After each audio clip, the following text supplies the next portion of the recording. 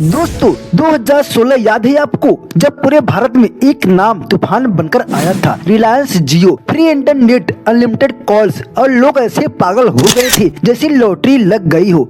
चाय की दुकान से लेकर कॉलेज कैंपस तक हर जगह बस एक ही चर्चा होती थी, जियो ले लिया क्या। लोग अपना पुराना सिम फेंक रहे थे। पूरा टेलीकॉम मार्केट हिल चुका था और उसके बाद धीरे धीरे मार्केट में सिर्फ दो ही असली खिलाड़ी बचे, रिलायंस जियो और भारती एयरटेल। बाकी या तो खत्म हो चुके थे या संघर्ष में थी। लेकिन दोस्तों अब 2026 में फिर से कुछ वैसा ही होने वाला है। फर्क बस सिर्फ इतना है, इस बार तूफान जमीन से नहीं आसमान से आने वाला है। नाम है स्टारलिंक और इसके पीछे खड़ा है एक ऐसा आदमी जो रॉकेट से खेलता है, एलन मस्क। आज का सवाल है, क्या स्टारलिंक भारत में जियो को रिप्लेस कर देगा? क्या सैटेलाइट इंटरनेट 5G से भी तेज होगा? क्या इससे देश की सुरक्षा को खतरा है? और सबसे बड़ा सवाल, क्या आने वाला 5 साल में भारत का इंटरनेट पूरी तरह बदलने वाला है? आज पूरी कहानी समझेंगे डीप में, क्योंकि वीडियो को एंड तक देखना, क्योंकि बीच में एक ऐसा ट्विस्ट है जो शायद आपने सोचा भी नहीं होगा। दोस्तों सबसे पहले समझते हैं कि आज आप जो इंटरनेट यूज करते हैं वह आता कैसे है। जब आप मोबाइल पर यूट्यूब खोलते हो या नेटफ्लिक्स चलाते हो तो डेटा आसमान से नहीं गिरता, वह आता है जमीन के नीचे बिछे हुए फाइबर केबल से। फाइबर केबल्स क्या होती है? ये कांच या प्लास्टिक के बेहद पतले धागे होते हैं जिनमें इंटरनेट डाटा लाइट के रूप में ट्रेवल करता है, इसलिए स्पीड तेज होती है। आपके घर के पास जो टावर है वह भी फाइबर से डेटा सेंटर से जुड़ा होता है और वह डेटा सेंटर समुद्र के नीचे बिछी केबल से दुनिया से जुड़ा होता है, यानी पूरा सिस्टम जमीन पर टिका है।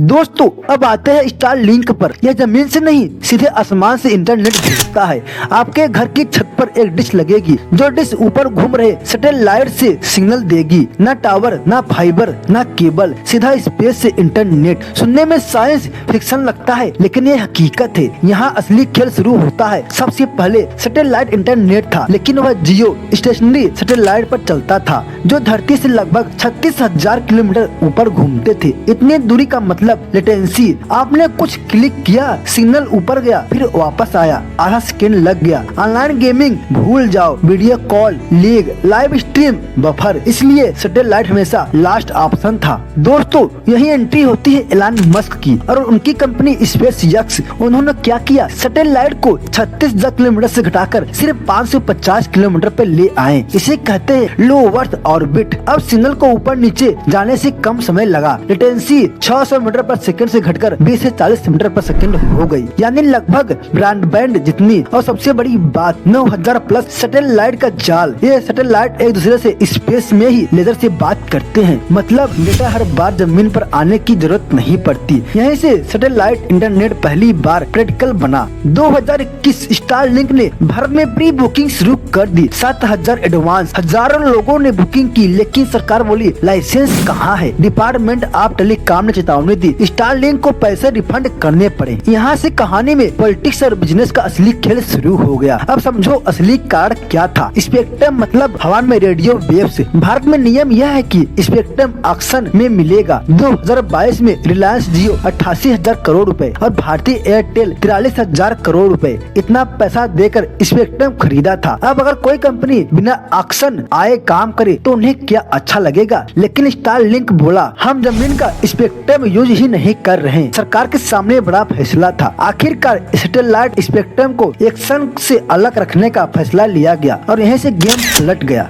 दोस्तों जो कंपनियां स्टारलिंक का विरोध कर रही थी उन्होंने क्या किया? पार्टनरशिप, पहले भारतीय एयरटेल, फिर रिलायंस जियो। स्टारलिंक का हार्डवेयर, इंस्टॉलेशन, ग्राउंड रिपोर्ट सब लोकल नेटवर्क के जरिए। बिजनेस का नियम यह है कि अगर रोक नहीं सकते तो साथ मिल जाओ। सच्चाई सुनो, एक्सपेक्टेड कॉस्ट 34,000 हार्डवेयर, 8,000 से 9,000 मंथली। क्या भारत का आम यूजर अफोर्ड करेगा? नहीं। तो फिर इसके लिए दूर दराज गाँव, पहाड़ी इलाके, जंगल, डिजास्टर जोन, बैकअप इंटरनेट, यानी ये जियो का रिप्लेसमेंट नहीं सप्लीमेंट है। रसिया यूक्रेन वार में देखा गया, जब जमीन का इंटरनेट बंद था सैटेलाइट इंटरनेट चलता रहा। यहाँ सवाल उठता है, अगर भारत में कभी सरकार किसी एरिया का इंटरनेट बंद करे तो सैटेलाइट चलता रहेगा? तो इसलिए सरकार ने शर्तें रखी। डेटा देश से बाहर नहीं जाएगा, जरूरत पर सरकार एक्सेस ले सकेगी, सिस्टम भारत में इंस्टॉल होंगे। दोस्तों जहां फाइबर लग सकता है वहां सैटेलाइट कभी फर्स्ट चॉइस नहीं होगा। अमेरिका में भी स्टारलिंक यूजर्स कुल इंटरनेट यूजर्स का 1% ही है। भारत में भी यही होगा। स्टारलिंक गैप भरेगा, मार्केट नहीं छीनेगा।